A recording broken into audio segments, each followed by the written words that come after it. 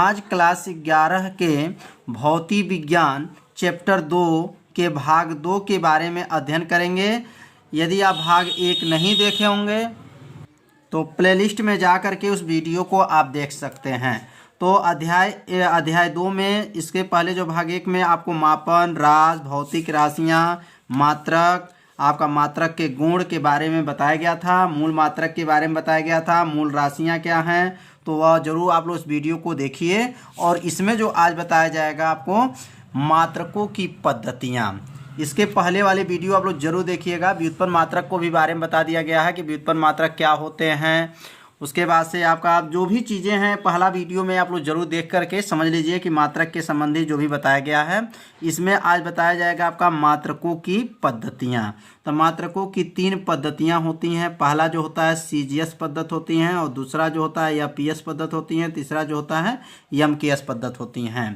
तो आज 3 पद्धतियों के बारे में अध्ययन करेंगे कि सीजीएस पद्धति क्या है, एपीएस पद्धति क्या है और एमकेएस पद्धति क्या है। तो इसको आप लोग पूरे वीडियो को देखिए, ज़्यादा वीडियो लंबा नहीं है, इसलिए इस वीडियो को आप लोग पूरा देख लीजिए और अच्छे से अपने कॉपी में नोट कर लीजिए। तो आज जो है सीजीएस पद्धति जानेंगे, सीजीएस पद्धति होता क्या है। तो यहाँ लिखेंगे आपका इस पद्धति में, ध्यान देंगे इस पद्धति में जो सीजीएस पद्धति की बात हो रहा है, सीजीएस पद्धति में लिखेंगे इस पद्धति में लंबाई, द्रव्यमान तथा समय के मात्रक क्रमशः क्या क्या होते हैं, सेमी, ग्राम, सेकंड होता है। बहुत आसान है। सीजीएस, सी से सेमी, जी से ग्राम, एस से सेकंड। तो बस ये नाम से ही आप परिभाषा बना सकते हैं सीजीएस पद्धति का।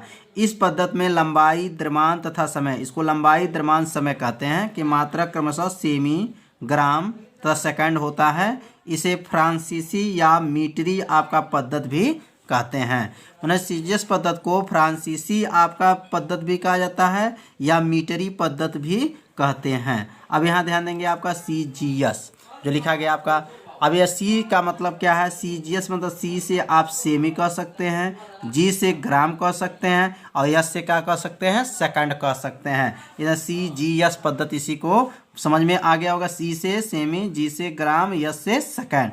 तो सीजीएस पद्धति बहुत आसान था, इसे अपने कॉपी में नोट कर लीजिए। अगला पद्धति अब जानेंगे तो एपीएस पद्धति अब जानेंगे। अब एपीएस पद्धति क्या है, तो कहेंगे इस पद्धति में लंबाई, द्रव्यमान तथा समय का मात्रक क्रमशः फुट। तो इसमें लंबाई का मात्रक क्या होता है, फुट होता है, और द्रव्यमान का मात्रक पाउंड होता है, और समय का मात्रक क्या होता है, सेकंड होता है। इसे ब्रिटिश पद्धति भी कहते हैं। तो ध्यान दीजिए लंबाई का मात्रक इसमें क्या होता है, तो फुट होता है, द्रव्यमान का मात्रक पाउंड और समय का मात्रक सेकंड। किस पद्धति में, तो एपीएस पद्धति में। इसे ब्रिटिश पद्धति भी कहते हैं। और ध्यान देंगे बस इससे थोड़ा सा ध्यान देंगे, आपका एपीएस पद्धति लिख देंगे। एफ का मतलब आपका हो जाएगा फुट, पी का मतलब आपका पाउंड और एस का मतलब क्या होता है, सेकंड। तो यहाँ एपीएस पद्धति को भी याद करने का यह ट्रिक बता दिया गया है। इसको अच्छे से आप लोग तैयार कर लीजिए, इसे अपने कॉपी में नोट कर लीजिए। तो एपीएस पद्धति भी समझ में आ गया होगा। अब हम लोग जानेंगे एमकेएस पद्धति। एमकेएस पद्धति क्या है, तो एमकेएस पद्धति के बारे में जानेंगे। इस पद्धति में लंबाई, द्रव्यमान तथा समय का मात्रक क्रमशः मीटर, किलोग्राम तथा सेकंड होता है। इसका मतलब लंबाई को मीटर से नापेंगे, द्रव्यमान को किलोग्राम से और समय को सेकंड से मापा जाता है। यह पद्धति जो होता है सीजीएस पद्धति का बड़ा रूप है। यह पद्धति किसका रूप है, आपका बड़ा, तो सीजीएस पद्धति का जो है बड़ा रूप है, क्योंकि सीजीएस में आपको लंबाई को सेमी से नापते हैं, इसमें जो है लंबाई को मीटर से नापते हैं। तो मीटर जो है सीजीएस पद्धति से क्या होता है, बड़ा होता है। तो यहाँ पर लिख देंगे सीजीएस पद्धति का क्या है, बड़ा मात्रा का आपका बड़ा रूप है। और यहाँ एमकेएस लिखने के बाद से एम से कहेंगे मीटर, एम से आपका हो जाएगा मीटर, के से आपका हो जाएगा किलोग्राम और एस से क्या हो जाएगा आपका सेकंड। बहुत आसान है, एम से मीटर, के से किलोग्राम, एस से क्या हो जाएगा आपका सेकंड। तो इससे भी आप याद कर सकते हैं। इसका नाम द्रव्यमान, इसका नाम आपका लंबाई, इसका द्रव्यमान, इसका मात्रक आपका समय। तो लंबाई का मात्रक आपका क्या होता है, एम से मो से मीटर, द्रव्यमान का मात्रक कौ से किलोग्राम और एस से क्या हो जाएगा आपका सेकंड। ऐसे आपको याद करने के लिए बनाया गया है। आप अच्छे से इसको याद कर लीजिए, थोड़ा सा ध्यान देंगे आपको याद हो जाएगा। अब अगला हम पद्धति जानेंगे एसआई पद्धति। अब एसआई पद्धति के बारे में जानेंगे। एसआई पद्धति को अंतर्राष्ट्रीय पद्धति कहते हैं। अब ध्यान दीजिए एसआई पद्धति को क्या कहेंगे, अंतर्राष्ट्रीय पद्धति कहते हैं। इस पद्धति में लंबाई का मात्रक किलोग्राम होता है। लंबाई का मात्रक आपका क्या होता है, मीटर। ध्यान देंगे लंबाई का मात्रक क्या होता है, मीटर। द्रव्यमान का मात्रक किलोग्राम तथा समय का मात्रक सेकंड होता है। इसमें लंबाई किससे नापते हैं, तो एसआई पद्धति में और एमकेएस पद्धति में लंबाई का मात्रक आपका क्या होता है, मीटर होता है। द्रव्यमान को किलोग्राम और समय को सेकंड होता है। एसआई का पूरा नाम होता है इंटरनेशनल सिस्टम आपका होता है। क्या होता है, इंटरनेशनल सिस्टम इसको बोला जाता है। एसआई पद्धति का पूरा नाम है। और यहाँ एसआई पद्धति को मात्रक लिखने का नियम क्या होते हैं, अब इसका नियम जानेंगे। तो पहले समझ लीजिए एसआई पद्धति को आपका जो एमकेएस पद्धति में जो मापा गया माप जो है और एसआई पद्धति में जो मान समान होता है। माने एसआई पद्धति में जो लंबाई का किससे नापते थे, तो मीटर से। तो और एमकेएस में लंबाई को किससे नापते थे, तो मीटर से। दोनों क्या है, समान है। द्रव्यमान का मात्रक क्या होता है, किलोग्राम होता है एसआई पद्धति में भी और एमकेएस पद्धति में भी। और समय का मात्रक आपका तो तीनों पद्धति में देखेंगे तो आपको समय का मात्रक क्या होता है, सेकंड होता है। तो एसआई का पूरा नाम भी आपको याद हो गया होगा, इंटरनेशनल क्या होते हैं, सिस्टम होते हैं। अब यहाँ पे जो है एसआई मात्रक पद्धति में मात्रक को लिखने का क्या नियम है, तो लिखेंगे आपका एसआई पद्धति में मात्रक को लिखने का नियम जो है आपका निम्न है। मतलब निम्न मतलब नीचे लिखा गया है, क्रमशः अच्छे से समझेंगे कैसे कैसे इसका नियम है।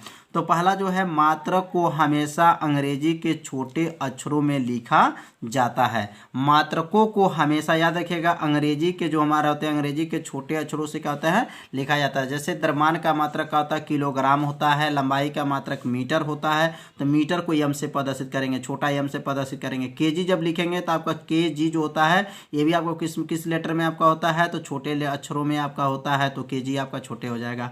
तो मात्रक को हमेशा किस में लिखा जाता है, अंग्रेजी के छोटे अक्षरों में लिखा जाता है। दूसरा जो होता है इसके लिखने का जो नियम होता है, मात्रक हमेशा एक वचन में होना चाहिए। मात्रक जो हमेशा क्या होता है, एक वचन में होना चाहिए। इसमें बहुवचन मात्रक नहीं होते हैं।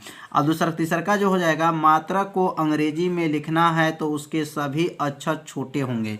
अगर मात्रक को अंग्रेजी में आपको लिखना चाहते हैं तो उसके सभी अक्षर क्या होते हैं, छोटे होते हैं। जैसे मीटर, तो मीटर को जब लिखते हैं तो METRE जब लिखते हैं तो ये सब छोटे अक्षर में लिखा जाता है। किसमें, छोटे अक्षरों में आपको लिखा जाता है। चौथा जो होता है, मात्रक को लिखने के बाद विराम चिन्ह का उपयोग नहीं किया जाता है। तो एसआई पद्धति में या एमकेएस पद्धति में जो भी पद्धति हैं उसमें मात्रक को जब लिखा जाता है तो उसके बगल में विराम चिन्ह का प्रयोग नहीं किया। जैसे मान लिया हमारा मीटर है तो मीटर के बगल में चिन्ह आपको विराम चिन्ह का।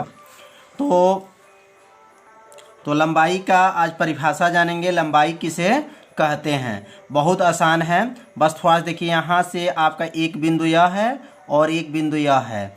अब ये कौन बिंदु हुआ, दो बिंदुओं के जो बीच की ये दूरी है यहाँ से यहाँ तक, इस बीच की दूरी को ही क्या कहते हैं, लंबाई कहते हैं। तो इसका उत्तर होगा किन्हीं दो स्थानों के बीच की दूरी को लंबाई कहते हैं। तो लंबाई की परिभाषा क्या है, कितना आसान है। दो बिंदु आपका यहाँ से यहाँ तक दो बिंदु है, दो बिंदु कहिए या दो स्थानों के बीच के जो दूरी है उस दूरी को क्या कहते हैं, लंबाई कहते हैं। लंबाई को एल से प्रदर्शित करते हैं और इसका जो मात्रक होता है मीटर होता है। क्या होता है, मीटर होता है। तो लंबाई की परिभाषा समझ में आ गया होगा कि नहीं, दो स्थानों के बीच की दूरी को लंबाई कहते हैं, इसका मात्रक मीटर होता है।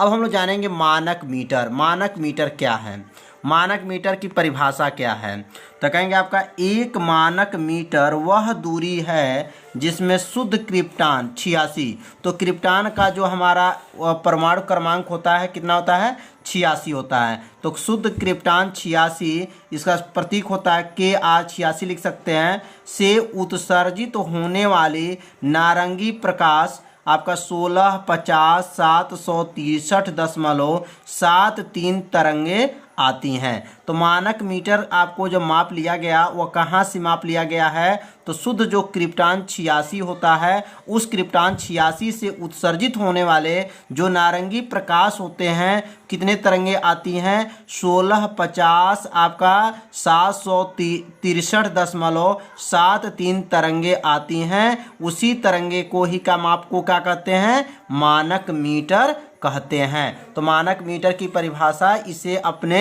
नोट में नोट कर लीजिए अच्छे से और उसको तैयार कर लीजिए।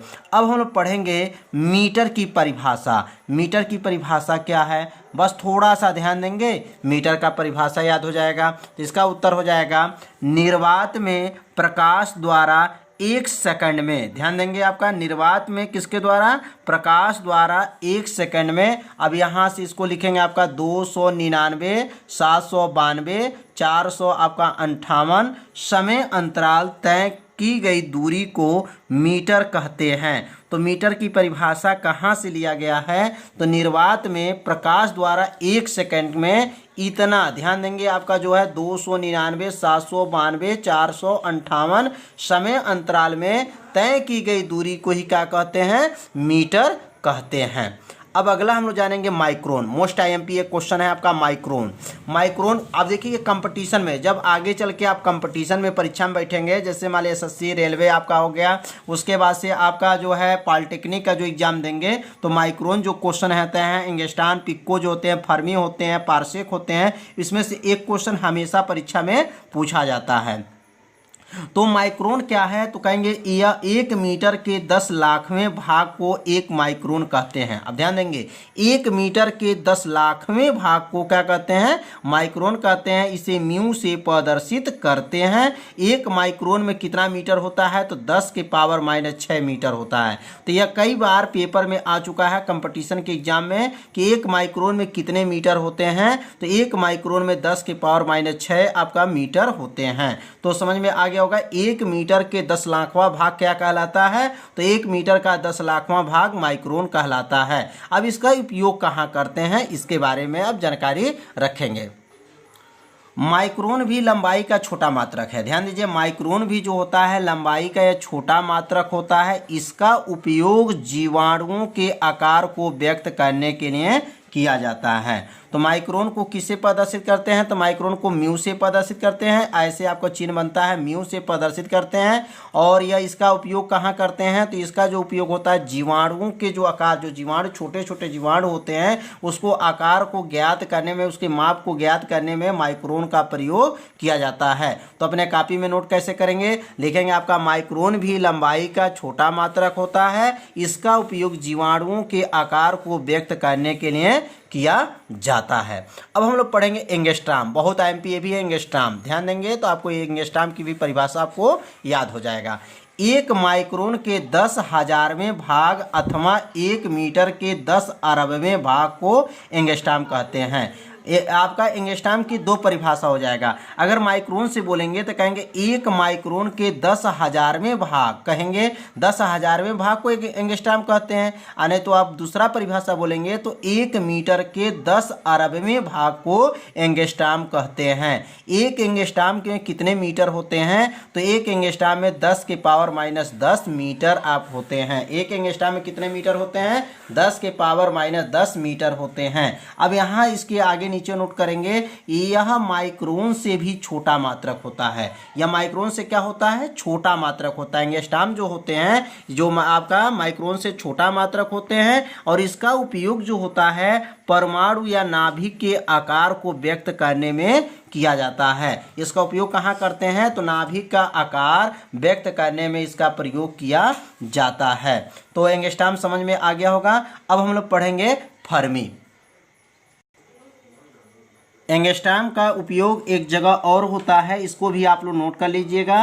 एंगस्ट्रॉम का जो उपयोग होता है वह जो है तरंग के लंबाई, ध्यान देंगे तरंग के लंबाई ज्ञात करने में इसका उपयोग किया जाता है। किसका, तरंग के लंबाई, तरंग के लंबाई ज्ञात करने में, इस व्यक्त करने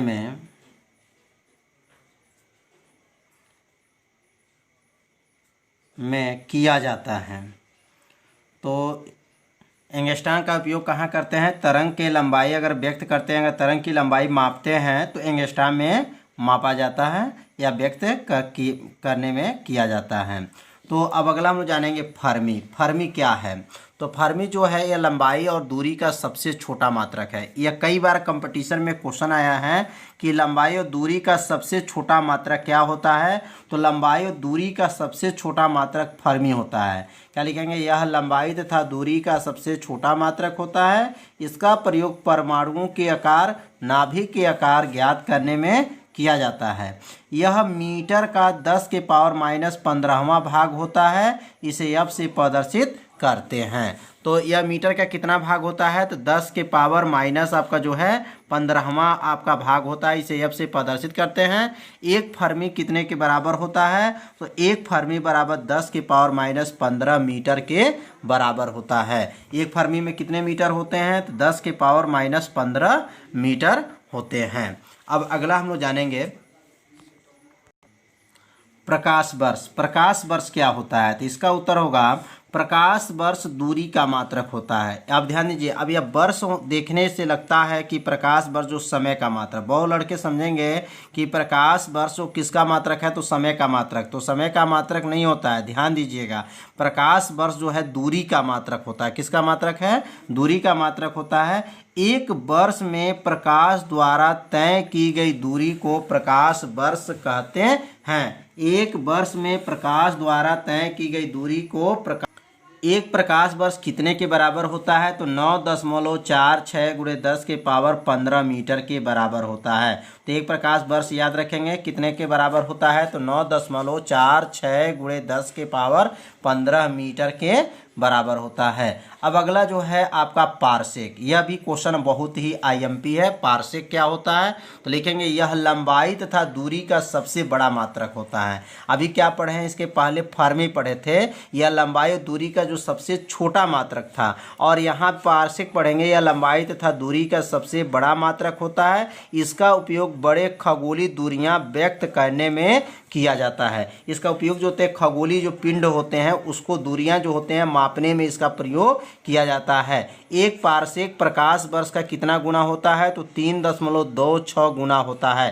तो यह जो क्वेश्चन है यहाँ ध्यान देंगे, आपका 3.26 लिखा गया है। यह कई बार कंपटीशन रेलवे की परीक्षा में पूछा गया है कि एक प्रकाश वर्ष कितने गुना होता है, एक पारसेक प्रकाश वर्ष के कितने गुना होता है। तो एक पारसेक जो होता है प्रकाश वर्ष का 3.26 गुना होता है। इसको आप लोग याद रखे रहिएगा, क्योंकि आगे चल के भी कंपटीशन में आप लोग को एग्जाम देना है। तो 3.26 आपका गुना होता है। अब एक प्रकाश आपका एक पारसेक कितने के बराबर हुआ, तो एक पारसेक अभी बताया गया 3.26 गुना किसके गुना होता है, तो प्रकाश वर्ष का। तो एक पारसेक बराबर लिखेंगे 3.26 गुणे प्रकाश वर्ष। तो एक पारसेक बराबर या नोट करने के बाद से फिर 3.26 को यहाँ नीचे नोट कर लेंगे। और प्रकाश वर्ष, एक प्रकाश वर्ष अभी इसके ऊपर बताया गया है कि एक प्रकाश वर्ष कितने के बराबर होता है, तो 9.46 × 10 के पावर 15 मीटर। अब यहाँ पे जो है प्रकाश वर्ष के जगह पे लिखेंगे 9.46 × 10 के पावर 15।